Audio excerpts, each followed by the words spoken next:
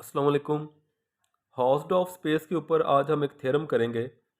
एक one one continuous mapping है compact space से हॉस्ड-ऑफ स्पेस पे। तो हम प्रूव करेंगे वो जो मैपिंग है वो होम्योमॉर्फिक है। होम्योमॉर्फिक की डेफिनेशन हमने लास्ट लेक्चर में पढ़ी थी। तो देखते हैं। सबसे पहले हमें जो गिवन है एक्स कॉम्पैक्ट है। Let X be a compact space, compact topological space. X जो है वो कॉम्पैक्ट टोपोलॉजिकल स्पेस है और वाई जो है ये हॉस्ट ऑफ है and Y is Hausdorff. अच्छा, अब ऐसा है कि जो मैपिंग है एक्स से वाई के ऊपर वो वन वन कंटिन्यूस है।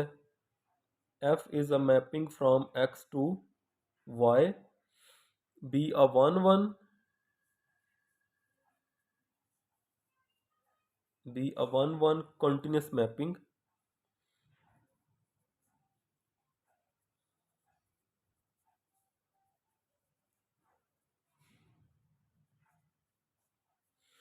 एक एक वन वन कंटिन्यूस मैपिंग है एक्स से वाई के ऊपर। हमने क्या प्रूव करना है? हमने प्रूव करना है होम्योमॉर्फिक। होम्योमॉर्फिक मैपिंग क्या होती है? कल पढ़ा था कि उसमें एफ कंटिन्यूस होता है। तो यहाँ पे तो पहले ही एफ कंटिन्यूस है, गिवन है। फिर हमने ये देखना होता है कि एफ इनवर्स कंटिन्यूस है। ये भी उसमें प्रूव करना होता है। एफ बाइजेक्टिव भी है। उसके बाद एफ इनवर्स जो है वो कंटिन्यूस है। या फिर ये कह दें कि जो एफ है वो क्लोज्ड है। क्या मतलब? क्लोज्ड का इमेज क्लोज्ड देगा। तो हमने अगर प्रूव करना है इसके लिए, होम्योमॉर्फिक के लिए क्या प्रूव करेंगे? टू प्रूव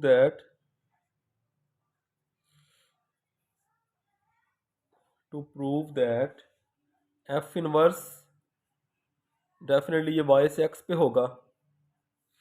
क्योंकि अगर हम इसको डायग्राम से देखें तो ये ऐसे है कि ये स्पेस एक्स है जो कॉम्पैक्ट है और ये हॉस्ट ऑफ स्पेस वाई है। ये दरमियान में एक मैपिंग है एफ। तो एफ इनवर्स जो है वो ये होगा वाई से एक्स के ऊपर। ये कॉम्पैक्ट है और ये हॉस्ट ऑफ है। अच्छा, हमने ये प्रूव करना है to prove that F inverse from Y to X is continuous.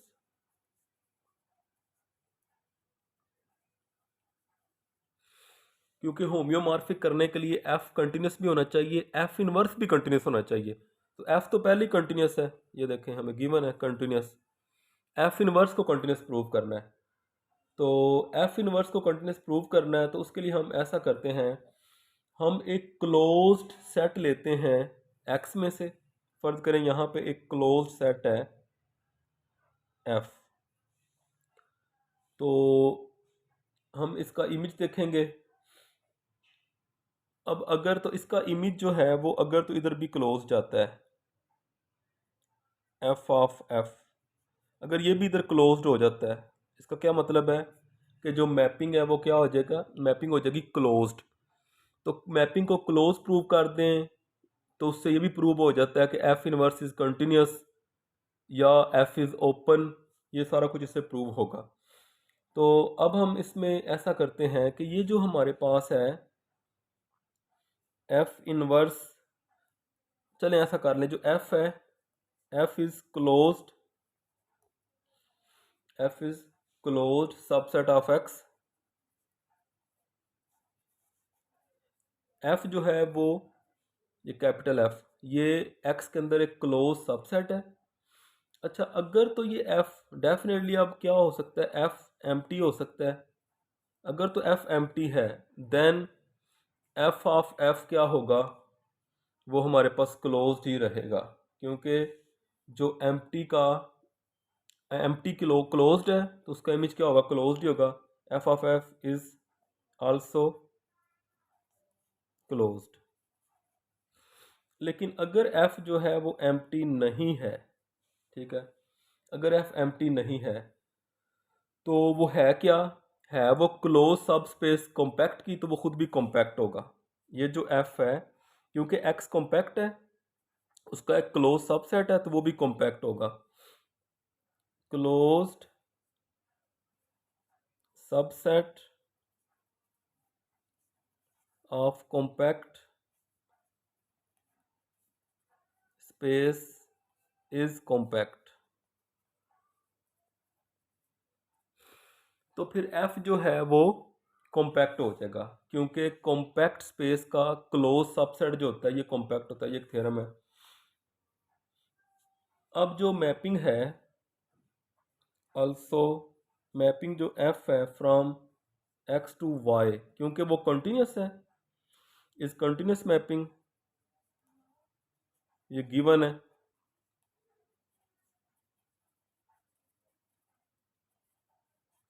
अच्छा, अगर ये कंटिन्यूस मैपिंग है तो ये क्या करेगी, ये कॉम्पैक्ट का हमें इमेज कॉम्पैक्ट ही देगी। So F of F is compact in Y. क्या मतलब कि ये अगर ये क्लोज था, स्पेस एक्स कॉम्पैक्ट है, एफ क्लोज्ड है, अगर एफ क्लोज्ड है तो वो भी कॉम्पैक्ट हो जाएगा। अब क्योंकि मैपिंग जो एफ है वो कंटिन्यूस है, तो क्या करेगी वो कॉम्पैक्ट का इमेज जो इधर आएगा ये भी क्या होगा, कॉम्पैक्ट होगा। अब अगली बात, वाई क्या है, Hausdorff, Y is Hausdorff. हमने ये लास्ट थ्योरम में पढ़ा था कि अगर वाई हॉस्ट ऑफ है तो उसका अगर कोई कॉम्पैक्ट सबसेट होगा तो वो भी क्लोज्ड होगा। Y is Hausdorff, so F of F जो कि क्या था, जो कि कॉम्पैक्ट था, वो क्लोज्ड हो जाएगा, is closed.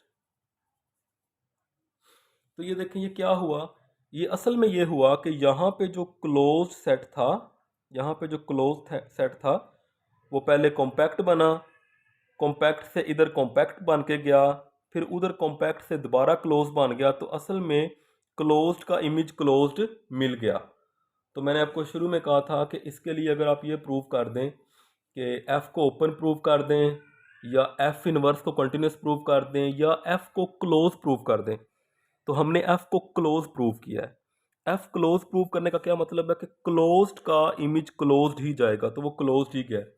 F of F is closed in Y. तो यहाँ से ये प्रूव हो गया कि हम ये भी कह सकते हैं कि एफ इनवर्स इज कॉन्टिन्यूस। अगर आप एफ को मैपिंग को क्लोज प्रूव कर देते हैं तो वो एफ इनवर्स उससे कंटिन्यूस प्रूव हो जाता है। तो फिर ये क्या प्रूव हो गया, सो एफ इज होम्योमॉर्फिक। इसकी ज़रा ये आप दोबारा स्टोरी समझ लें। आपने एक्स के अंदर से एक सेट लिया जो कि क्या था, क्लोज्ड, और आप चाहते हैं कि वो जो एफ है वो क्लोज्ड है, तो इधर एफ ऑफ एफ भी क्लोज्ड हो। अच्छा, क्योंकि स्पेस एक्स क्या है, कॉम्पैक्ट, कॉम्पैक्ट का अगर क्लोज सबसेट लें तो वो भी कॉम्पैक्ट हो जाता है। ठीक है, इसका मतलब एफ हो गया कॉम्पैक्ट। अब फंक्शन कंटिन्यूस है तो कॉम्पैक्ट का इमेज कॉम्पैक्ट ही बनेगा, एफ ऑफ एफ क्या हो गया, कॉम्पैक्ट हो गया। अब थ्योरम ये था कि वाई क्योंकि हॉस्ट ऑफ है, हॉस्ट ऑफ का कॉम्पैक्ट सबसेट क्या होता है, क्लोज्ड होता है, तो प्रूव हो जाएगा। अच्छा, नेक्स्ट एक और थ्योरम है, इसको देखते हैं। वो थ्योरम ये है कि अगर आपके पास एक हॉस्ट ऑफ स्पेस है, हॉस्ट ऑफ, तो उसकी जो सीक्वेंस होगी, एवरी सीक्वेंस उसकी लिमिट यूनिक होगी। ये आपने रियल में भी पढ़ा होगा, मीट्रिक में, हर जगह पर ये थ्योरम होता है कि लिमिट उसकी यूनिक होगी। तो इसको करने का तरीका भी ये होता है कि हम लिमिट यूनिक नहीं लेते। तो हम इसे कह सकते हैं, लेट एक सीक्वेंस लें X N be a sequence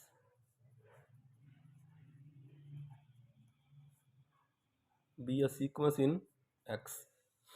अच्छा, हमने क्या प्रूव करना है कि ये इसकी लिमिट जो है वो यूनिक है। हम सपोज करते हैं इसकी लिमिट यूनिक नहीं है। सपोज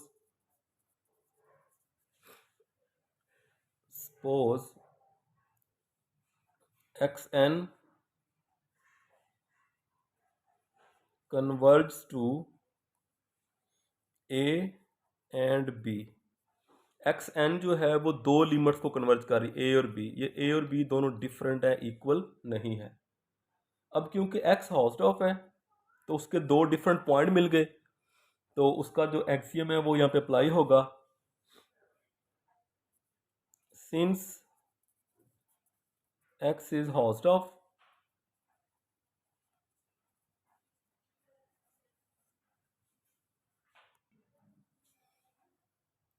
तो हाउसडॉफ है तो क्या होगा, X is Hausdorff, so there exist two open sets u and v such that क्या होगा कि a जो है वो बिलोंग कर जाएगा u को, b बिलोंग कर जाएगा v को, और u इंटरसेक्शन v क्या होगी, एम्प्टी। ये हाउसडॉफ का एक्सियम जो है वो सेटिस्फाई करेगा। अच्छा अब देखें यहाँ पे एक बात है, वो ये कि जब हम ये कहते हैं कि एक्स एन जो सीक्वेंस है वो कन्वर्ज कर रही है पॉइंट ए को, ठीक है, तो u एक ओपन सेट है जो कि a को कंटेन करता है, तो हम कह सकते हैं कि हमें किसी पॉजिटिव इंटीजर n1 के लिए ऐसा होगा कि एक्स एन जो है ये बिलोंग कर जाएगी u को for all n is greater equal to n1। ठीक है, क्या इसका मतलब है, चलिए मैं आपको थोड़ा मतलब समझाता हूँ। देखें जब हम ये कहते हैं ना कि एक्स एन ए को कन्वर्ज कर, इसका मतलब क्या है, एक्स एन माइनस ए लेस देन एप्सिलॉन, कि इन दोनों का ये एक्स एन जो है ये ए को कन्वर्ज कर रही है, इन दोनों का डिस्टेंस जो है वो बहुत कम है, अप्रोचेस टू ज़ीरो है।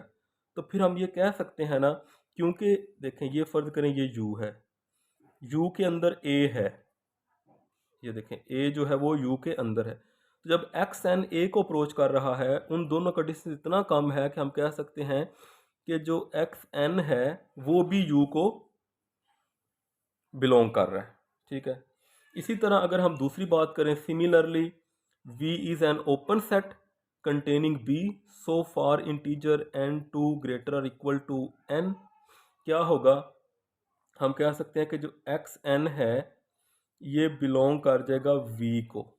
ये भी वही बात है कि क्योंकि एक्स एन कन्वर्ज कर रहा है B को, इसका मतलब क्या है कि X N minus B mod less than epsilon, इन दोनों का डिस्टेंस ज़ीरो को अप्रोच कर रहा है, ये बहुत करीब है। तो इसका मतलब ये हो गया कि जैसे हमने कहा कि ये v है, तो अगर v को b बिलोंग करता है तो एक्स एन भी उसको ही बिलोंग करेगा। अब आप अगर एक बात पे गौर करें, देखें कि एक्स एन जो है वो u में भी आ रहा है और वो v में भी आ रहा है, तो एक्स एन ये तो बिलोंग कर गया u इंटरसेक्शन v को, तो u इंटरसेक्शन v एम्प्टी तो ना रही, एम्प्टी नहीं रही, आपने सपोज किया हुआ था कि वो एम्प्टी है। इसका मतलब ये हो गया कि ये एक कॉन्ट्राडिक्शन आ गया, लिहाजा वो जो स्टार्ट पे आपने कहा था ना कि दो लिमिट्स होंगी ए और बी, वो दो नहीं है बल्कि लिमिट इसकी फिर यूनिक ही होगी। ठीक है,